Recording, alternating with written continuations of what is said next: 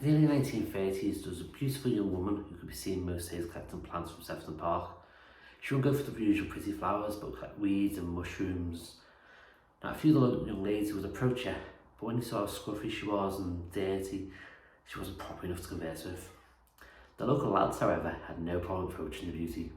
They'd write her poems and songs and use their wittiest lines, present her with gifts to Jew and money.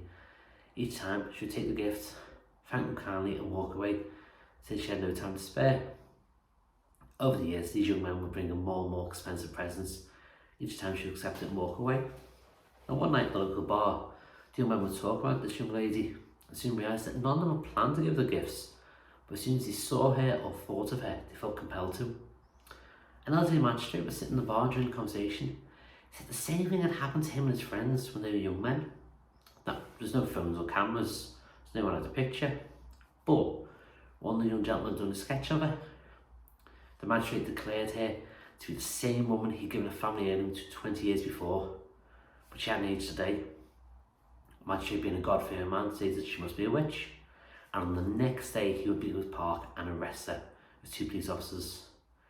Now, the drunk young men decided that this could be fun to watch. So the following morning, the magistrate, the 2 officers, and a large group of young men marched to the park to where she usually was. The magistrate saw her straight away and showed her the arrest warrant. He announced her as a witch and a corrupter of young men and decency of society. As the magistrate reached her, he handed her his gold watch. The young lady thanked him and walked away. Next day, he sent the police without him to arrest the woman. So the police returned to the station, minus their cuffs and any money they carried. She accepted their gifts graciously as well, and this continued day after day for a larger crowd each one. The magistrate's friends tried to arrest her, but it ended the same way. The magistrate was furious. He was insulted everywhere he went. His court cases ended in laughter. His wife refused to speak to him. His children wouldn't even look at him. He got angrier and angrier. So one night he stormed into a bar. Everyone started laughing at him. Then they saw he was followed by the bishop, an old stone-faced man with a vicious reputation. The bishop demanded the bar to be closed, as tomorrow he would approach the witch and he would exile her. The following day, the bishop arrived. The young men gathered around silently. As the bishop approached her, she looked at him and said, "Your Excellency, I mean no harm, but I beg of you, do not expel me in God's name." The bishop said, "Leave this park and never return, witch." The woman smiled. "I won't argue in God's name, but for me to leave, only the magistrate can ban me by law.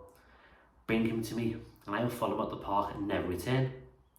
The bishop went to argue. The woman said, "If it be God's intent, let the magistrate resist me for 1 day. If he can resist me till midday tomorrow, I will follow him up the park and never return." Now, the magistrate knew he couldn't resist the woman, so his idea was simple. He'd enter the park, dark glasses, earplugs in, couldn't see or hear her.